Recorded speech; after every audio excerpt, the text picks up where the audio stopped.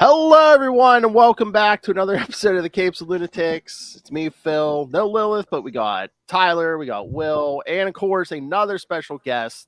If you've read a comic book any time in your life, you probably heard of this man, Mr. Mark Waid. Hello, sir. Please keep your seats, please. Hey. All right. So, yes, we're here to talk about a lot of things. I know all of us, I believe the three of us here have read World's Finest. I know we talked when the first issue came out. I mean, 30 issues in, sir, you haven't lost a step on that book. So Thanks. Well, I mean, come in. Dan Moore has been my secret weapon, right? I mean, he's just amazing at making even the, most forgotten DC heroes and villains of yesteryear make them look like they're modern today. Yes. His art has been just amazing. Wait do you see what he's doing on Justice League? Oh my God. Oh. Does he sleep? I mean, do you sleep? Because you two, it seems like when Mark Waid gets announced for a project, I know who the artist is going to be anymore. Dan Moore. Yeah, he can do 2 pages a day. He can probably do 3 pages a day if he pushes, which is crazy.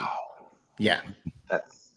At that quality, that is just insane. That's the thing. I say this to all my artist friends, and they all hate him. They all hate him. He's universally loathed in the comics artistic community just for that. And I know when Lilith and I were talking about it the other day when we were reviewing World's Finest number 30, any chance this book could ever become a Trinity book? Because you did add Wonder Woman into the story. So thanks. I mean, I don't know. I really like the Superman-Batman combo, Superman-Batman-Robin combo, I should say. Because that's the secret sauce. I mean, we've done a lot of Batman-Superman team-up books over the last 20, 30 years, but making it clearly a Batman and Robin and Superman book, I think, really unlocked things for me because Dick just adds so much to the thing. He's the one who can tell jokes. He's the one who can sort of bounce around and make fun of the other two. It's just he's so much fun to write. Oh yeah, and again, everyone raves about this book. I haven't heard one bad thing. Again, thanks. And then now we're in the middle of Absolute Power, which that's a huge thing. I mean, that's going through a lot of the books, and so how long was in the planning for Absolute Power? Because it seems like you were taking threads from like stuff like people were doing in their own books for a while. Like it's like fail safes in here. It's like, man, Yeah. It's been in the works for over a year. I mean, I've been working on it in secret for maybe 6 months or so, maybe longer, and putting it together and coordinating with the other writers and artists because, I wanted to give them plenty of heads up so that it didn't feel like we were suddenly dropping an imposition on them. In fact, in order to make it feel like a real serious event book where, rather than have tie-ins that are just like the C-level books, I wanted it to be Superman, Batman, and Wonder Woman, the main titles. Luckily, the writers of all three, Josh and Tom King and checks notes, Chip Zdarsky. All three of them were great about just saying, just give us an idea of what you need in these 3 issues, and we'll do it because we also wanted to make sure that those issues, as well as the Green Lantern issues, as well as the Green Arrow issues, as well as the Task Force 7 issues, everything was of a purpose. Everything brought something to the table. There, you can get a complete story by reading just the 4 issues, but you get a much enhanced story because there's a lot of fetch quests going on the side. There's a lot of character development happening there, and there's, like I said, it's all part of a puzzle. All those are vital pieces to the puzzles, and we work really hard to make sure it wasn't just like, somebody mentioned Absolute Power in a panel, let's put a banner on the cover to make you buy it. It wasn't that. We, everything contributes to the whole. And would you say, I mean, I don't know if to me it seems like there's a shift, but is Amanda Waller a straight up villain now? Not if you ask her. No. The cards I was dealt by the time I got to it after Beast World was, Yeah. She's pretty much just finally crossed over all the lines. I've tried to bear in mind as I write her throughout that I don't want her twirling a mustache. I want her to have some depth. I want to make sure that there is real emotion and real reason for her to feel the way she feels. And John Ridley doing the side book with Amanda's Origins has been enormously helpful. That is a great book, and it is a great insight into how Amanda can morph from the Amanda that we have known to the Amanda that we have now. Gotcha. So I think you probably have a really interesting perspective. Crossovers today versus crossovers, you've got Zero Hour from Right. the early 90s. I think, and my memory could be playing tricks on me because Phil tells me I'm getting old and senile, Yeah. but I think you edited Invasion or were involved with editing Yeah, Invasion. I was the assistant editor on Invasion. Yeah. What a So nightmare that thing you've got was. Yeah. yeah, you've got these crossovers from kind of the dawn of crossovers to Yeah. doing a modern one now. How have they kind of morphed and changed over the years? The old way of doing it from Crisis on, because again, I wasn't working at DC at time with Crisis, but I was very much boots on the ground with the side projects, the guides and the compendiums and the issues of Amazing Heroes that just covered it back to front. I mean, at one point, George liked to say that I knew Crisis better than anyone, including Marv and George. So and then working on Invasion, working on Zero Hour, working on my own Underworld Unleashed over the years.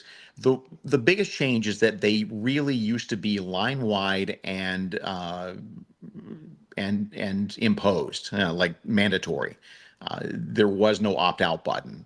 And as comics have become more creator friendly, if you will, or at least more creator driven over the last 10, 20, 25 years, that's DC in particular has been very good about approaching each book and each series like most of them like, look, we would love for you to play along. We think it's a bump in your sales. We think it's going to get you some attention, but if you're in the middle of something crucial, we don't want to mess that up. You know, that said, there are always going to be one or two books where you're like, we will do whatever we can to help you out, but we need some crossover action here or there. But it's more of an opt-in now than it was it was never an opt-out, and now it's more of an opt-in. It's cool. Cool. Yeah, there's no point. I mean, again, I've been on both sides of that table, right? And there's no point in forcing someone to take one or two or three issues of their own book to tell a story that they have no investment in, that they are not interested in, that didn't come from their heads. As craftspeople, they will probably be able to accomplish it, but it won't be great. It'll Mhm. do the job, and that's about all you can hope for. Gotcha. I wanted to ask, last time I got to speak with you, Mark, was right before you launched the Batman Superman. How has it been just coming back to DC? It's great. It's just great. This is my home. This is where I belong. It's been terrific. I mean, and DC, from Jim Lee on down, and Marie Javins, and my editors Paul Kaminsky and Andrew Marino, and all the people I've been working with have been great about just sort of throwing up in the doors and just saying, "Tell us what you want to do. Let's make that happen." And I'm very grateful for that. Don't. Most people don't get a career this long, and that is not a humble brag. That is more of a holy smokes. I don't know how that's possible, but I am not going to look a gift horse in the mouth. I'm going to keep pushing to try to make myself better with every script, and I'm going to enjoy the ride while I can, because to be able to play in the DC sandbox, and especially with World's Finest, which is in continuity but set a few years back, I can do whatever I want to. I can have whatever guest stars I need to. I can play with whatever aspect of the DC universe I feel like playing. Every book you've been putting out has just been amazing. Thank you. Right before you came on, you're welcome.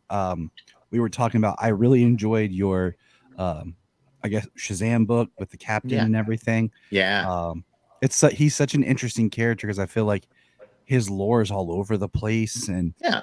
I really like what you did with it. It was Thanks. I think we nailed it down pretty good. The challenge of that book to me and it has always been the challenge, was if you are a kid who has the power to say a magic word and turn into a superhero, why would you ever change back? And that was a code I had to crack, and we finally cracked it by pointing out that he has the powers of these 6 gods, right? He's got the strength of Hercules, he's got the power of Zeus, he's got the speed of Mercury. He also has the wisdom of Solomon. And Solomon, if you look back at history, Solomon was not a super genius. He was just good about taking the practical way forward. So when he's the captain, the power of Solomon sort of gives him a clarity, and in terms of there's no panic, 6 things are happening at once, but I see how to deal with this. But when he's, but the downside when he's not in action and he's the captain, the wisdom of Solomon continues to whisper in his ear, saying things like, "Do your homework, eat your vegetables, get some sleep." And it just does, it's a slight thing. It's a little tiny back of the head whisper, but there's a point at which it just drives him crazy, and he's got to turn back to Billy, or else it'll just make him nuts. Yeah. I love it because the term wisdom of Solomon gets used a lot at my house. Yeah. Because my 7-year-old's name is Solomon. So Yeah. he'll say stuff and he'll be like, wisdom of Solomon. Wisdom of Solomon. So like I pull that out. Like I was in the Has book. he cut any babies in 2 yet? No. Okay. Luckily we haven't got that far. Right. But like, he's he'll get my iPad and he'll start playing around the DC app now and start like reading stuff. And I was showing him the book because we also, my daughter who's 7, my son's 9, keep asking me questions like, because the different media, they're like Captain Marvel, Shazam, the captain. I'm like, it's the captain now, guys. Just go with it. Right. Just go with it. It's the best we could do. It's the, legally it's the best we could do. Everything else is trademarked by somebody else. Even Captain Thunder is not ours to use at this moment. So, which would have been the best. To me, would have been probably the best alternative. But for the time being, it's the captain, and live with it. So it just seems like a cool, like it's like he has his name, but then he has his nickname. Like, guys, just call me the captain. Because it's not. It's like Doctor Who, right? Doctor Who doesn't walk around calling himself Doctor Who. It's other people who call him the Doctor, the Doctor, and it's a little bit of a tip of the hat to that, but it's also the idea that it's just lunacy for his name to be his magic word. Yeah, because they try to duck and swerve around it in the last few years by saying, oh, well, he has to be concentrating when he says the word to change, and he can just say it any other way, or whatever it is. And I don't accept this. I find that it just takes on a meta sense, it just sort of takes the magic away from the word, right? It's just, it should be special. When he says that word, it should be a special moment. And letting him just say it, randomly throughout the day, just, I don't know. That just doesn't sit right with me. Well, I think you really hit on something there too, because when you look at superheroes in general, there's that transformation scene, right? That where they go from the ordinary to the extraordinary, and that's there's a lot of magic in that, and I think you hit on it perfectly with that. Thanks. Well, and again, Dan Mora, come on, again, my ace in the hole. I thought I was going to say that book was a great run by some artist. I can't remember his name. I know. Although Emma Lupacino came on after him and she was the one I did the Teen Titans World's Finest book with, and she's phenomenal. I mean, she's really good. She's great at character stuff. She's really good at the smaller moments. I mean, again, another artist I would work with anytime, anywhere. Oh yeah, that's another great book, that World's Finest Teen Titans. That was great. I had a blast. DC's been really good about me just sitting down and going, okay, here are my dream projects. Silver Age Teen Titans, that's one. Batman, Superman, that's one. There's a couple more coming. So with that formula, there's a couple more in that, like. And that's sort of, I'm not sure they'll be branded World's Finest, but they'll certainly have that same feel to them in the sense timeless feel. I'm hoping this is timeless. Yeah. I have one that I'm hoping for. I don't want to say it because I don't want to jinx it. What do you got? I mean, I can't tell you regardless, but I thought he was going to say somebody else. Oh no, here's the thing. He did 90 years on the Flash. Can't do it. Can't do it. It's Captain America's an outlier. I'll come back to that in a second. Oh, But I have found that it's just not good to go back to something that you did before. Makes sense. Because people don't compare you with your work. I mean, people who love it and love what you did before don't compare your new work to that work. They compare your new work to their memory of that old work. So you're fighting against your own sense of nostalgia, right? So it kind of doesn't matter. I mean, I will stand the 6 issues of Flash I did in the early 2000s against any of the stuff I did with Wally, or most of the stuff I did with Wally. But it just didn't get a great reception because it wasn't what people expected, and I wasn't doing karaoke. I wasn't playing the hits, if you will. Yeah. And it's just I've said pretty much everything I know to say about Wally. There's so many other characters in the DC universe I'd rather get a handle on. Captain America is an exception because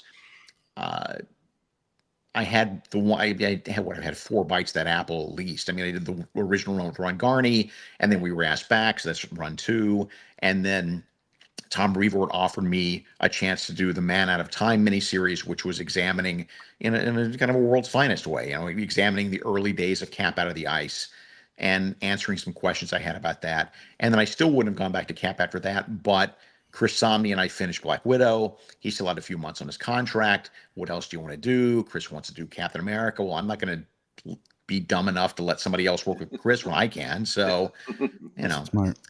But yeah, weren't you like a huge fan of Captain America even before you got into the business? I really was. I was talking to Ralph Macchio this weekend at a convention in Connecticut, who was the editor who hired me back in the day.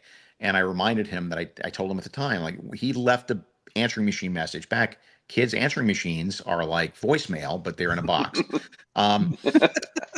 He left me a voicemail saying, "Hey, I want to talk to you about a Marvel book." And then he didn't say which one. And I got home and got the message, and I sat there and I told my then girlfriend, I said, "Look, unless it's Captain America, I'm not interested, but I do it for Cap." And sure enough, that was the book. That's awesome. Nice. Yeah. I do have a question about a book. Can you offer any update on issue 2 of the Superman, The Last Days of Lex Luthor? Yes. I know. I love that first book so much. It's my statement on Superman. And the whole thing is like as Birthright was my statement on the early days of Superman, this is my statement on modern Superman. And it kills me that DC put it on the schedule just too quickly. When you've got Brian Hitch, who by his own admission is not always the fastest guy in the room. Sometimes he is, but sometimes he's not.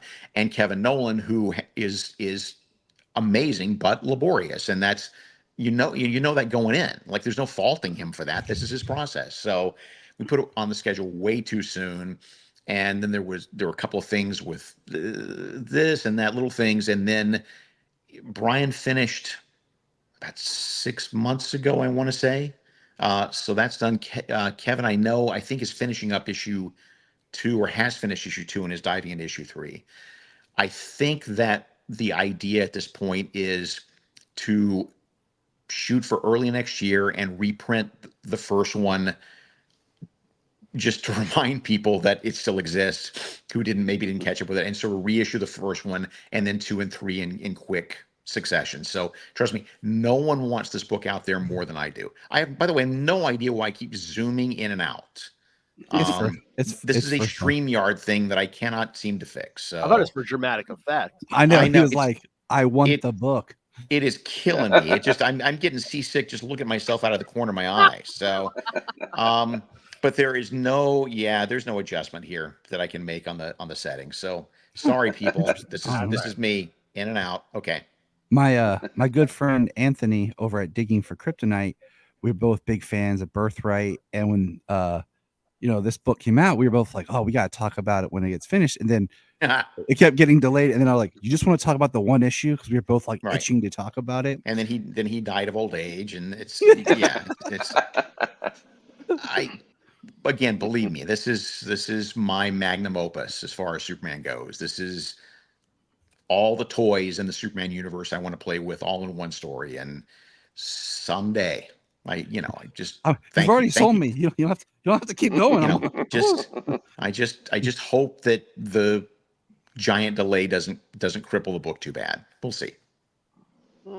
I mean, if we can put it all out next year, I mean, there's a little movie coming out that may help. That You don't say. This is true. Yeah. Yes. I love. He's like, I didn't think of that. Boy, I've got a really good feel. I don't know any more inside baseball than you guys do, but I have a good feeling about this movie. I mean, I like James Gunn. I like his reverential approach, by and large, to this kind of stuff, and reverential without taking it too seriously. I mean, the movie has a dog in it, the superpowered dog with heat vision. So there's only so much. It's not. It ain't Zack Snyder. No.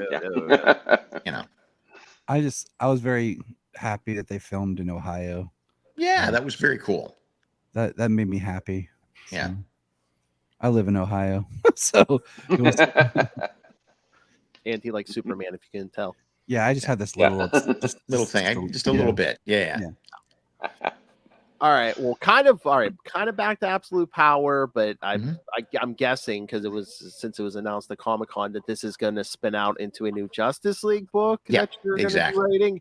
And Will and I do a Green Lantern podcast, and we were quite interested when we saw, at least in that first arc, that there's not going to be a Green Lantern, but there's going to be a Star Sapphire, Carol Ferris. Exactly. We wanted to give her some play. I mean, it's we also wanted to mix up the core lineup a little bit to make sure that it wasn't just 7 or 8 guys and one lady. So that's some of it, but it's also she's an interesting character, and she gets us a lot of the power level that Green Lantern gets us, but a different look at how to use that power. In the first issue, she does things with a ring that Hal either has not or cannot do, and she has a specific advantage. That's part of the way the book rolls, though. Is again, I'm moving in and out. I don't know. And okay. I swear to God, I'm trying to stay bone still, so I'm not, and nothing. Extreme close up. I know. This man loves comics, kids. He can't stay still. Dear StreamYard, fix this.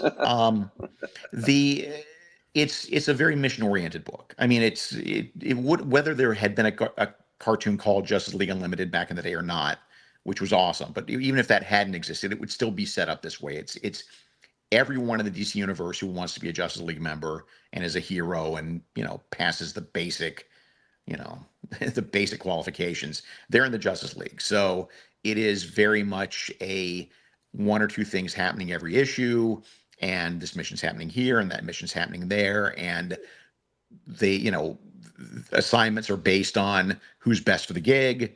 Is this an aquatic mission? Then obviously Aquaman takes his crew in. Is it, is this something where, oh, look, Wonder Woman and Power Girl are the best people to take care of this? That's the whole idea. Nice. Cool. Yeah. I mean, Superman, Batman, Wonder Woman, and the Green Lantern, Flash, not Green Lantern, just Star Sapphire, Flash, Black Lightning, core members that will appear more often than not in the book, but I don't want to also overcrowd it with a million superheroes. Because I want to be able to use Blue Beetle. I want to be able to use, Zatanna or whoever as members going in and out. So the fun of it for me is being able to play with all these toys and get Dan a chance to, again, the zooming in and out. You're fine. We're fine. And give Dan a chance to draw everyone in the DC universe, because he's got that sort of George Perez itch about it, where he really. I ask him what he wants to draw, and he's like, anything I haven't drawn yet. So great. And did I see in that first arc, I think a character who hasn't got a lot of play or a lot of, good things in a while, Captain Atom? Yeah. Yeah. He's integral to what's coming up. Who else? I mean, that's one of the outliers, because again, he hasn't had a lot of screen time lately. He's in Jenny Sparks, but that's kind of an out of continuity book. Yeah. So yeah, trust me, the list of it's a very deep, let's just say it's a very deep bench, because I love all these characters. Nice. It's exciting. Thanks. And scene. Okay. Yeah, and I have another question, but I thought I wanted to read something real quick, if that's okay. Sure. My good friend Aloud, Brian. I hope, right? You're gonna read it aloud? Yeah. Okay, I'm just, good. Okay. He found out we were chatting today, and he sent me this to say. He said, "Please tell him that the first comic I ever purchased as a kid was Flash 124, where Flash had just moved to Santa Marta after Keystone, and after Keystone had kicked him out. And I fell in love with Wally West right then and there. I immediately put all my allowance towards Flash comics and purchased Flash and Green Lantern, Brave and the Bold. Mark Waid became my dude." Wow, that's really nice to hear. Tell him I said thank you, and tell him he makes me feel very, very old, but that's okay. I will. He was watching, so, but Cool. he asked me to share that with you. That's a very nice thing to say. I mean, it's just the nature of getting, of staying in the business this long, is more and more people are coming up to me going, your comics were the first ones I ever read, which is nice. And that's very flattering. When my kids asked who I was talking with tonight, and I was telling them about your stuff, I pointed out, because I have the book we talk about, they know the imagery of Kingdom Come, and I was just like, the writer of this, and they were like, oh. No, like, please. They're just Korean favor. Hey, my kids are smart. My kids your kids are smart. They're The sucking up wisdom to of you. Solomon. We get it. I'm just they pull out some stuff sometimes. I'm like, good job. That's cool. I mean, it's hard to know what younger fans, really young fans, will respond to. I mean, I forget who it is. There's some writer professional I know who's like 8-year-old son loves the Silver Age Legion of Superheroes, just loves it. And that is awesome, but I don't know why. I mean, I know why I love it, because I was there when I was 8 years old, but it got to be the corniest sounding, corniest looking stuff in the world, but he digs it, and that's great. So, everybody has a favorite comic, and it doesn't have to be, last week's whatever. So I've got a quick question for you. You talk about having a deep bench with JLA and playing with all of the characters of the DC universe, which, there's one or two. Yeah. And you talk about, trying to stretch yourself and get better every time. And I think we've talked before about, you were experimenting with Thrill Bent. You're pushing, and I don't know that you get a lot of credit for this, but I really just found it fascinating with Impulse and the pictograms and pushing I mean, it was just, it's nothing in makes hindsight. me mad. Thank you. Yeah. Keep saying and it. in hindsight, it's like obvious. Well, yeah, of course you can do that, but you did it. There is nothing that makes me happier than sitting there toiling over a script page and thinking of some new application of the form or some new way of doing things that I've never seen before. Impulse thinking in pictograms like you said, makes perfect sense. And I'm sure there's some anime somewhere where somebody will point to it and said, no, they didn't. But we picked up fresh on that. I don't, as far as I know, we created it, and it worked for him. Anything like that, any chance to break the form, any chance to do it without drawing too much attention to itself, but just something that is, perks me up, because I've read 100,000 comics. I need to see new ways of doing stuff. I love reading comics that are, I mean, I don't read as many comics as I used to, because at this point you really have to impress me after all that I've read. So the ones that excite me are not necessarily the best stories, or not necessarily the best art, but the ones that excite me are the ones that will do something unusual with the storytelling form. That I have not seen before, or I haven't thought about for a long time. That's the stuff that really gets my blood flowing.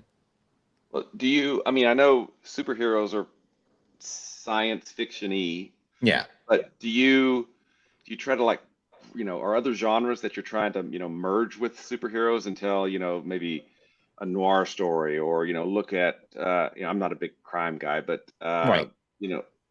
Romance, or, just bring other elements of those things in? Sure. I mean, for me, mystery is mystery and crime detection and detective stuff is the easiest to meld with, and I like doing that. That's my favorite, my favorite genre of stories outside of comics. But I mean, the beauty of comics is you can meld anything with it. With Impulse, as you know, we melded humor with it. That was a humor book, not a superhero book. It's a humor book with some superhero stuff in it. Archie was a joy to write. It wasn't superheroes at all. It was just straight up comedy.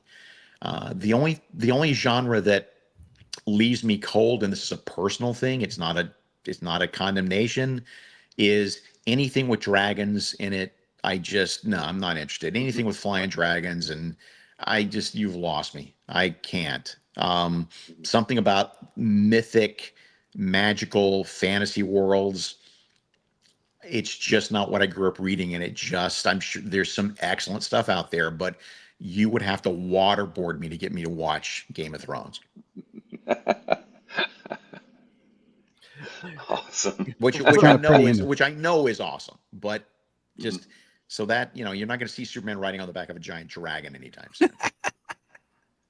Will, you were saying crime, and all I could hear, all in the back of my head, I'm just going, he wrote Daredevil. He wrote Daredevil. Well, but that was a different approach to Daredevil. True. Yeah. But even if you look at the World's Finest book, the Metamorpho arc was a locked room mystery. Started off as a locked room mystery. The one that just came out, the Wonder Woman issue, also a locked room mystery. Those are the kind of genres you can meld in pretty easily into any book with a guy named Batman in it. Mm-hmm. Well, and I remember, because we had talked about Roos at one point, and I remember an interview where you are not a fan of Sherlock Holmes. That's true. I mean, I'm not a fan. I'm not, I don't, but I didn't grow up reading that stuff. I go back and look at it, and I appreciate it for what it is. And I am in awe of the things that Doyle put in place that others have drawn so much from.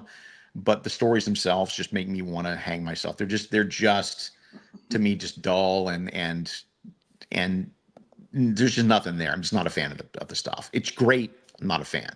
I wish more fans would take that stance. I wish more fans would look at stuff and just go, it's not for me.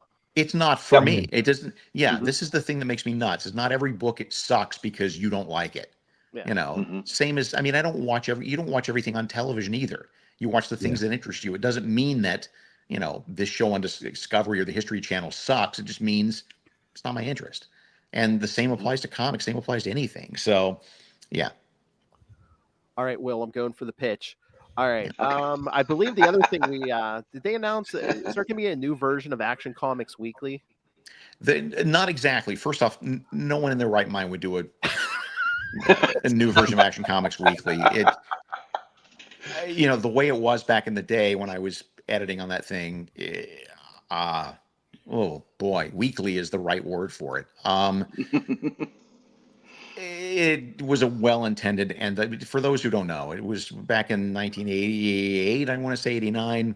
The idea was taken up to make Action a double-sized anthology book with a couple of pages of Superman, but also rotating 6-page features in and out of it. And boy, that thing... Logistical nightmare. It was a logistical nightmare because it's weekly, and also there's some good stuff in there, but I don't think there's any one issue of Action Comics you can hold up and go cover to cover, this is awesome. So all that said, about a year ago, my World's Finest editor called up and said, "Listen, we're doing this Action Superman Superstars thing in action with Jason Aaron's going to do one and Gail Simone's going to do one, and I would like you to do one. And we're thinking about making it weekly for your run. So 12 issues weekly."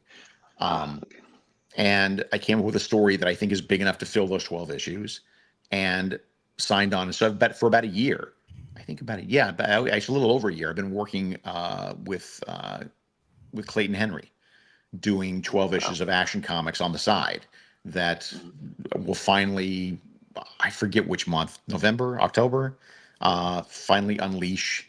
And 12 in a row, 12 issues in a row, 12 weekly issues in a row. Bam, bam, bam. Wow. How does it? Go ahead. And after that, I don't know what happened. So you're saying. I was like, how does it feel like with your comic when you're writing this story and you're passionate about it, and then there's that time period of just waiting for people to experience this? Like, how does that feel? Just that it honestly doesn't register because I'm writing. He's on to the next thing.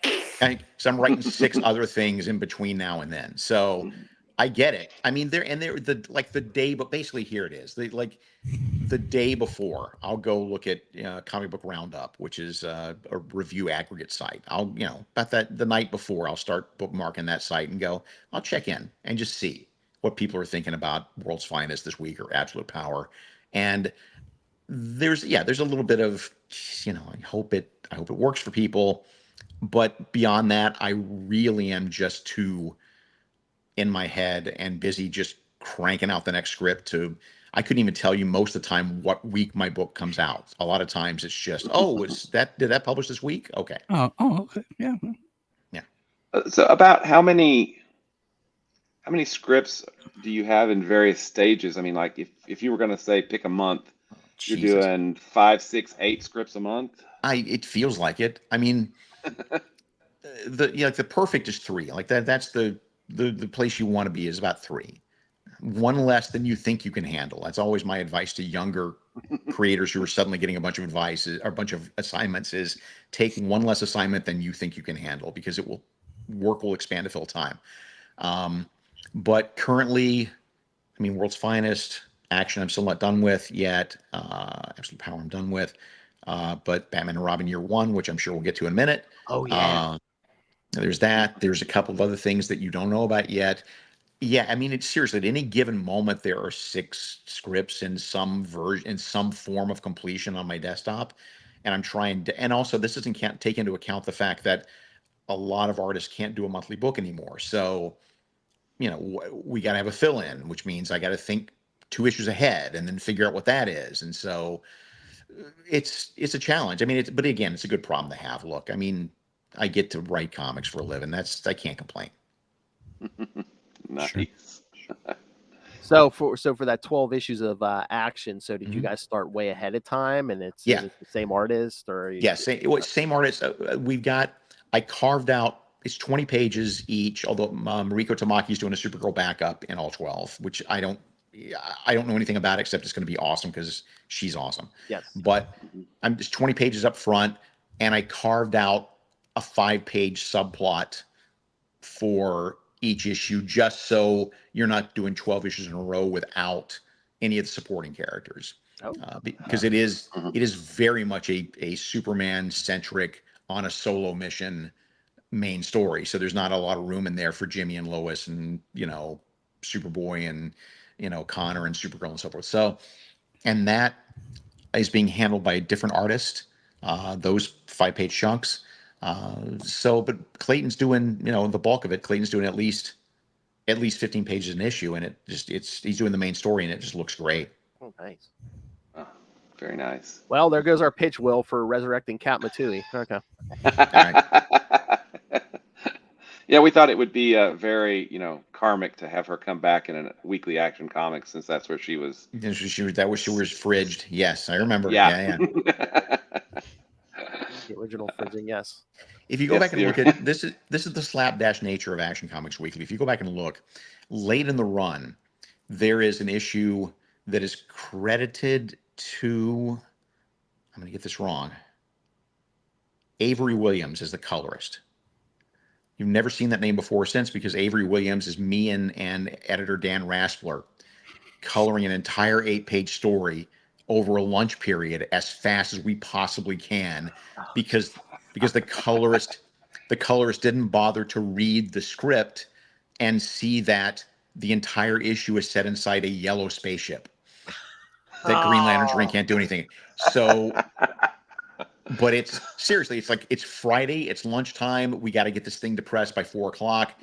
Holy God, what do we do? Tear up the floorboards and start again. It's not just a matter of just slapping yellow on everything. And there's shades of yellow, and there's this, and now we got to change the color of that. It was a madcap race to 8 pages of coloring. So yeah, that's the slapdash nature of Action Comics Weekly near the end.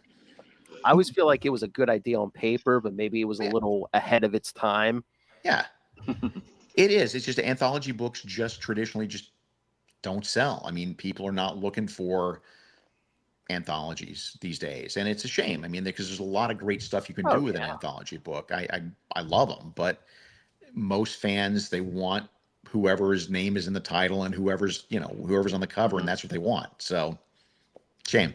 And it's kind of odd that in crowdfunding, anthologies actually do pretty well. Yeah, because you have multiple writers, multiple artists, and you're bringing them all together on a particular book, right, as well as first issues typically do the worst, and then you build on them versus the direct market where it's, first issue big. And so it's really interesting that they're completely different avenues. I agree. I watched that stuff carefully and closely, and I'm really amazed at how, as you say, every part of that distribution model is antithetical to the way we do things in comic stores and regular comics companies.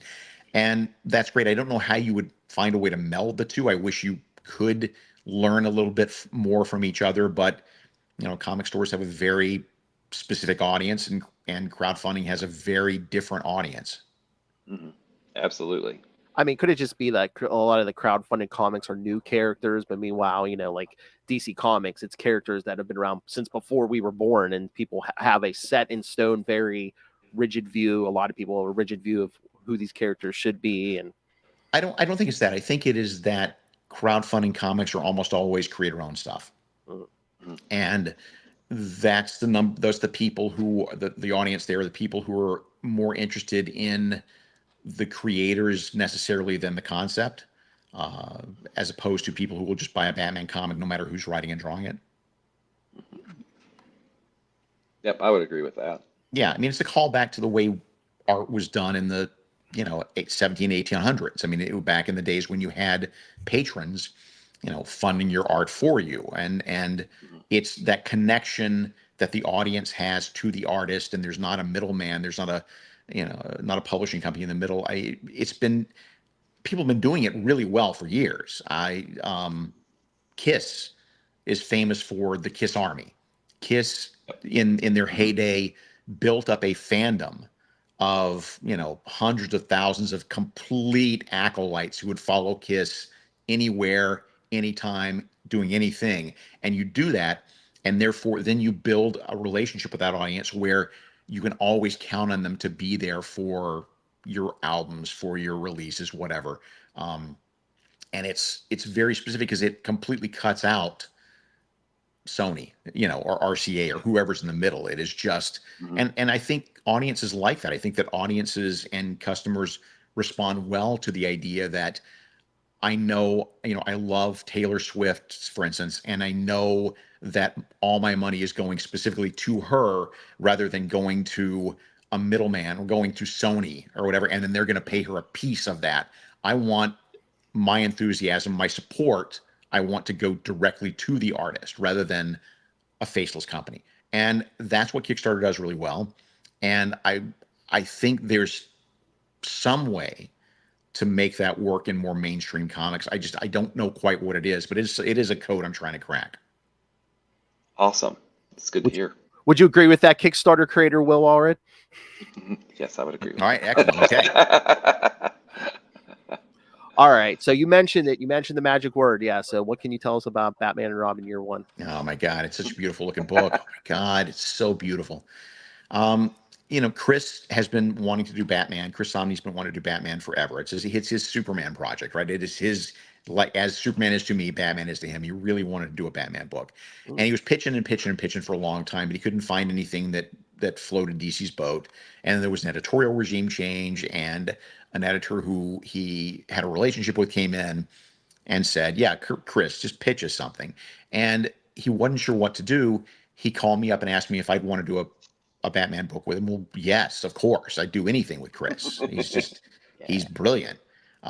And we talked about it being I said, what do you want to draw? Well, I like drawing Two-Face. Great. We'll put Two-Face in the story.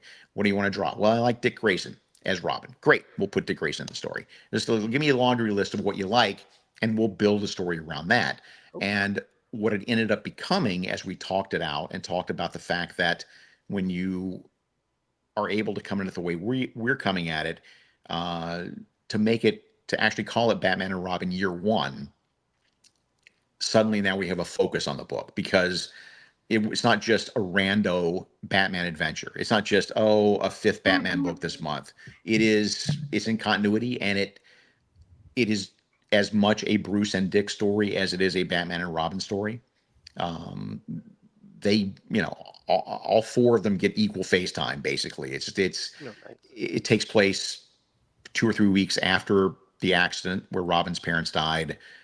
They've already dealt with Boss Zucco, and they've already dealt with getting vengeance for the Graysons, and now it's the next day, and Bruce has adopted a kid, and now what now? As Alfred is very fond of pointing out to him, you don't know anything about being a parent, and frankly, you don't really know that much about being a child either. Mm-hmm. So, as Chris puts it, and it was really eloquent, Chris, points out that what's interesting about their relationship, many things, but one of the things that's interesting about their relationship is that uh, having your parents killed and then going out and dressing like a bat and going out to fight crime and punch things, that's how an 8-year-old would deal with a problem. Yes. That's very much a child's approach to the problem. And Bruce, for good or ill, and it's not to denigrate, he does great things as Batman. It's awesome that he does that, but it is very much, in a sense, he's frozen in that childlike response. So in that sense, you've got, this guy trying to raise another kid who, from that perspective, is about his age. So they don't mesh well together at all at first. They just don't. They want to, but Batman has a very specific idea of what he wants the job to be, and Dick Grayson is a very strong-willed kid, and Batman doesn't know how to talk to kids, and Dick is getting used to this idea of, I miss my parents. Wait, I'm rich. What? There's so many things about his world that have changed, that the story at heart is really about how do these two completely disparate personalities who have only the one thing in common, which is their parents were murdered. That's all they have in common.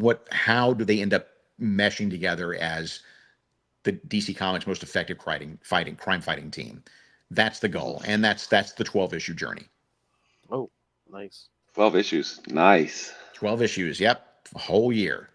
I'm excited even more now that you said that Two-Face is going to be in it. So yeah, that's my favorite villain. There's several villains in it. I don't want to spoil anything. That's cool. And there's also, it's not like a big giant rogues gallery of like, oh, let's put the Joker and Penguin and Catwoman and Russia Ghoul. That was one of the things we talked about. Is, hey, Chris, do you have any villains you want to draw? But as Chris puts it, the story as it shook out really didn't go that way. So hopefully there'll be room for appearances by some of the other villains, but it's not, and if we can work that in organically, there will be, but it's not going to, climax in a story with Batman and Robin versus, 18 Batman supervillains. Good. I like that. Nice. So cool. We're going to be getting 12 monthly issues of Batman and Robin year one, and then 12 weekly issues of Action Comics. So that's 20. That's 24 Mark Waid comics just right there. Wow. Yes. Yeah. Wow. Yeah, you're going to be sick of me, and by the end of it, Oh no, we're not sick of you. No, I don't think anyone's sick of you. It seems like DC is not sick of you, man. Every other day it seems like, oh yeah, Mark Waid's doing this too. My editors are awesome. My editors, every other call I get from my editors is, you just make sure you're doing okay. You're doing okay, right? Like, look, I'm doing fine, but I appreciate the concern. But it's not your job to worry about my schedule. It's my job to worry about my schedule. So I appreciate I appreciate the compassion. That's above and beyond the call. Like, I took the job. I gotta meet the deadline, but they'll work with me. There are times, personal stuff gets in the way, or, here comes COVID or whatever, where it becomes, what can we do to figure out something here? How can we, there's one project that has been pushed back a couple of months already that you don't know about yet. But it's because, it's a lot of work to do Absolute Power and all this other stuff at the same time. But they're again, the editorial team at DC is just great about it. No complaints about how they treat me, just nothing but compliments about how they treat me like a Fabergé egg. I'd really appreciate it. I'm trying to remember. So you've worked with lots of superstars, artists. Yep. Are there any artists that you've not had a chance to work with that you would just? Yeah, the answer is yes. The answer is yes. I'm trying to think. I mean, you would think I would come prepared for this question because it gets asked a lot. I mean, I've been very, very lucky, and Jose Garcia Lopez obviously was high on my wish list, man. and managed to tick that box a couple of years ago with the Wonder Woman 80th anniversary special, and it's just beautiful work. I've been really lucky. I know there are people. No one comes immediately to mind. I'm sure 6 people will come to mind the moment I get off the call, but more often than not, what happens is somebody will come to me and say, "Hey, look at this Dan Mora guy. We want to put you with Dan Mora." And I will say, "I don't really know Dan's," and I didn't really know Dan's work. I mean, I'd seen it, but I not really studied it. And once I get it, I'm like, "Oh my God, this guy's a genius." Same with Emma Lupacino. I didn't really know Emma's work, but holy smokes. I mean, my editors seem to be very good about knowing who to pair me up with and who's going to be well served by my story or vice versa. I Awesome. after World's Finest and everything, like just falling in love with Dan's art, I went and bought his I had read it before. I went and bought his Klaus book.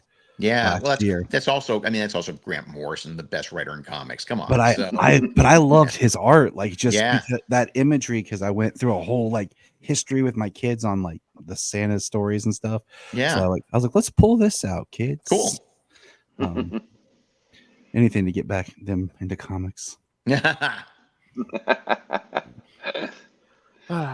All right. Anything else you're working on, Mark? I mean, we still have a whole other hand of fingers that we can list stuff off on. I'm trying to think what we can talk about. There's there's that's the key. You can't talk about. 1, 2, 3. There's a bunch of stuff. It seems like there's something else that we've. One of the things that is out there in the void that will eventually be printed. Eventually, is about 4 years ago. Longer, maybe, it's all a blur. Simon & Schuster came to me and Marvel Comics and said, we want to do an update of Stan's famous How to Draw Comics the Marvel Way, but we want it to be all-inclusive, and we want it to be how to create comics the Marvel Way for everything from writing to art to coloring to lettering. And I was the guy they tapped to do it because I've done everything at some point or another, and was eager to dive in. So I turned in that manuscript a couple of years ago, and it covers everything. Like, just, if you don't know anything about creating comics, but you've got an idea for a story, we can walk you through all the processes of lettering, of coloring, of inking. It's not super hyper in depth. It's a survey course, but it is, and it points you to places where you can go for more information, but the basics, the fundamentals are there. That's awesome. Mike Hawthorne is doing the artwork portion of it. I've done all the, what I did was, I wrote everything I knew about all of these things, and then I contacted my friends in those specific fields. Hey, Carl Kiesel, can you look at the inking chapter? Hey, can you look at the lettering chapter, Troy Petrie? Can you, and make sure that I'm right, make sure that I've got everything right. And I got some feedback from them, which is great, but I didn't want to just presume that I knew how to do all this stuff without getting some advice. The other thing that's fascinating about it, though, because again, it's just with COVID, it just fell off the map, and you can go on Amazon, you can Google it. Or not Google, you can go on Amazon and search for it. I think the publishing date is like 2099 at this point, but someday, I mean, they put too much energy and money into this book now not to publish it. So someday, hopefully sometime next year, How to Create Comics the Marvel Way. You heard it here. He's writing the Marvel 2099 books, right? That's exactly. That's what. Yeah, the 2099. That's the takeaway. Yeah. So I really want that thing to come out. I really want that thing to do well. I've also had to. The advantage of it taking that long. The only advantage of taking that long is that technology has changed by leaps and bounds just in the 4 years since I turned in the original manuscript. So at least I have the opportunity to go in, update, clean up. I mean, in terms of art, Clip Studio didn't exist. When I wrote this thing, it was all Adobe Photoshop. So that's the kind of thing I'm talking about. The tools have modified. There's different tools out there, but the basics are still there. So, do you get into how you approach a page, and as far as panel counts and beats and things like that? Oh yeah, very much so. That's, I mean, awesome. Obviously probably the chapter I know most about is the writing part of it. And it's really how to create a story, how to create a comic book story, the things to do, the things not to do, the things to watch out for.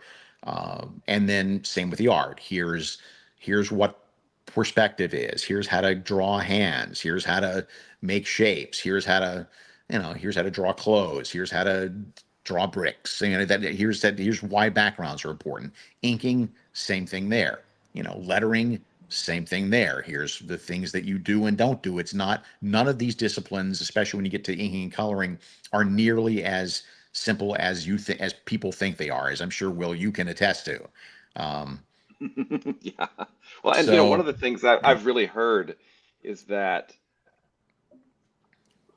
more than anything else, bad lettering on a comic will make it look absolutely amateur hour, no matter what the underlying art no is. matter what the art is, people hand me stuff all the time at conventions. And if that lettering is awful, if that lettering is Comic Sans, first off, Comic Sans is like wearing a swimsuit to a wedding.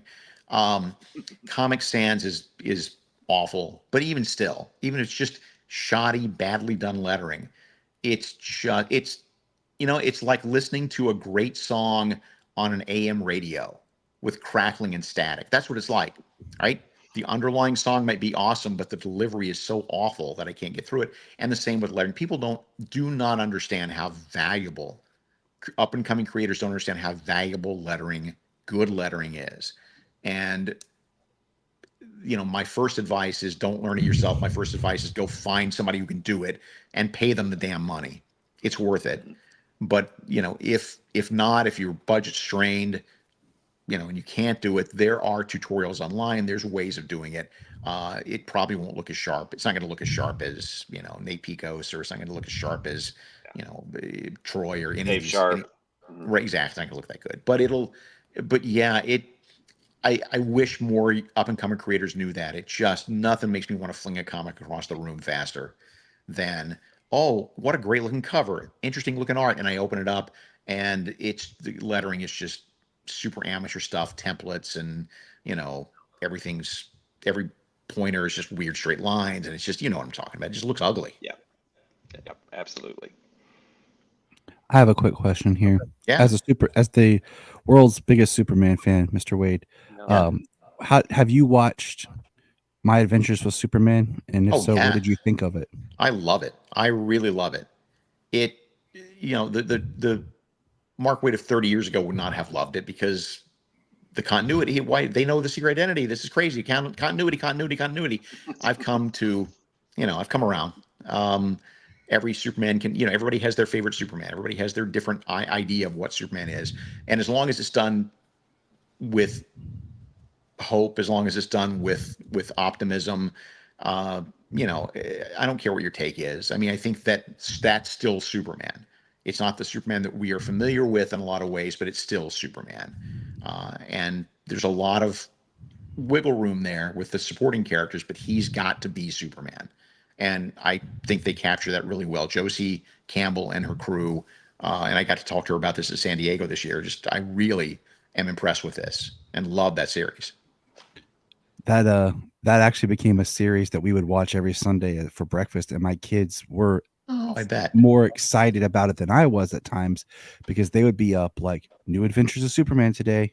Yeah. And I loved it because I got to see them love the characters that I That's love awesome. in a whole new light. What a gift. Yeah, I mean, it truly was. And like, I've been praising for a while, and this is why I like a lot of your books right now, is there's now starting to be stuff to pass down to the next generation. Yeah. Like, like I was talking about earlier with the captain and stuff my son can read, that can get invested in, so that these characters that we love aren't stopping here. Right. There's something to mine the next generation with. And I love that show for that ability that it has. So. And it also just goes to the issue, as does Batman Caped Crusader, as did a lot of other things, that that's good. Like, yeah. That it doesn't have to be super dark and grim and gritty and adult. It doesn't have to be that. You can write something that is all ages. Actually, I think there's some cursing in Batman Caped Crusader, which could set some people off. But My Adventures of Superman is a good example of just, that's for all ages. And doesn't mean it's dumb, doesn't mean it's childish, doesn't mean it's simple, but it just I think that's my wheelhouse. That's my lane, is writing superhero stuff that is by and large all ages and appropriate for, you know, a 50-year-old fan or some kid in a Halloween costume who shows up at your front door. Hopefully at Halloween. So yeah, once he mentioned My Adventures of Superman, I'm like, oh, now I have to ask about Batman Cape Crusader. If you got the opportunity, because I know they're brought in a few different writers, would you be any interest in writing an episode of Batman Cape Crusader? Maybe. There was a soft ask, actually. Not an official one, yeah, but a soft let's say inquiry. And my schedule was too full at the time. I don't know how good a job I would do, because I don't know that is. I think it's an awesome take on Batman, but it's not my take on Batman. You know. And also, I mean, look at the Murderers Row people they got. They got Greg Rucka. They got Ed Brubaker. They got, I know some of the writers for the second season are coming up and they're terrific. And just let them do their thing. Also, on top of this, I would also mention that because I've been courted to write, you know, cartoon stuff in the past. Here's why I like comics. I write it, I give it to an artist, it comes out, it's the story I told. In any other medium, you are at the mercy of a million executives and a million story editors and a million collaborators, and that's fine and that's awesome. I've been in cartoon rooms and animation rooms, and that's great, but it's never going to be the story that you set out to tell all yours. You're always lucky if like 70% of it is yours, and that's fine, but I can't work in that environment. I just don't. I like the fact that comics is 100% the story I'm trying to tell you. Well, and comics there's a more immediacy to comics because, 3 months later, 3 months later, it exists. But with the animation or something, it's what, a year or more? It's a long time. One of my good friends out here is doing second season Cape Crusader stuff, and we were talking about it like 8 months ago, right? So when the thing came on this season, I kept looking for his name in the credits, and I got to the end. I'm like, well, I know you did some, and he said, yeah, for season 2. Mm-hmm. And that was, again, we've been talking about it 8 months before that, and he'd been working before that. So yeah, on the other hand, I write an issue of World's Finest. It's in your hands in about 3 months.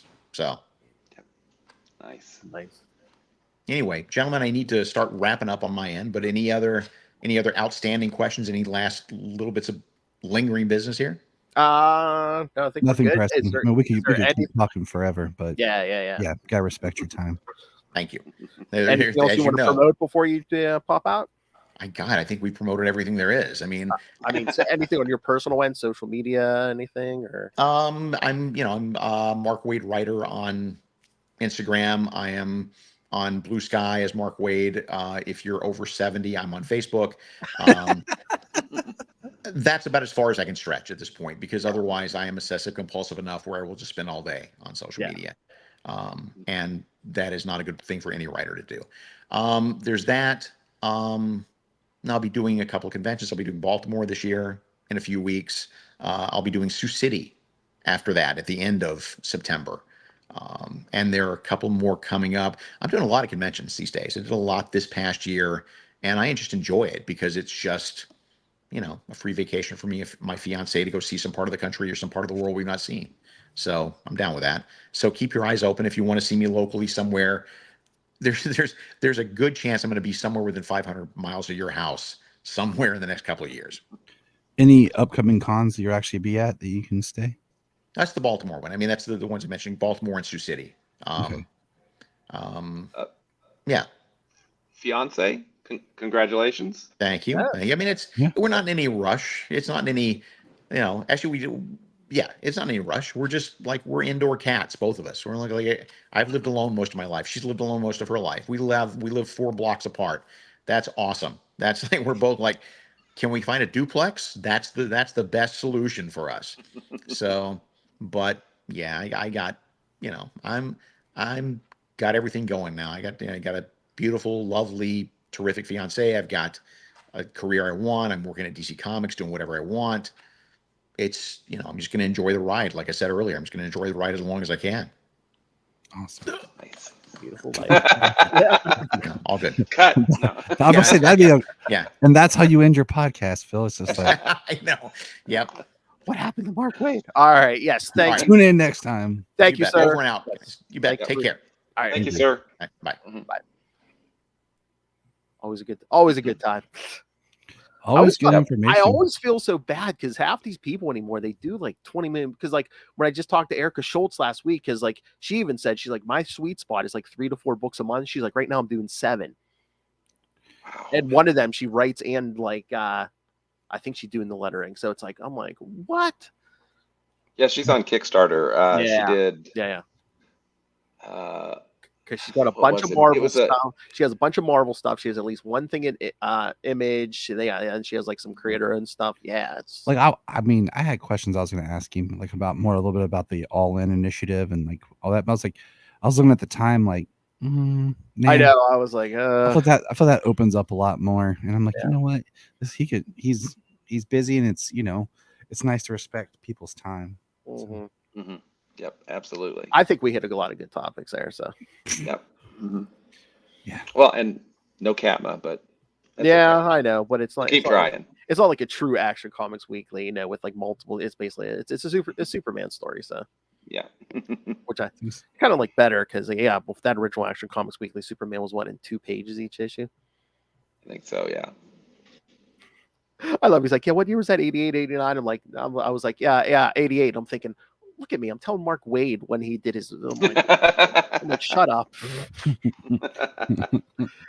All right. Let's do some plugs. Get out of here. All right. So yes, we're gonna plug ourselves. Yes, if you have thoughts, questions about this interview, hey, if you do comics, we want to talk to you. Email CapesandLunatics@gmail.com or call the voicemail 614-382-2737. That's 614-38-CAPES.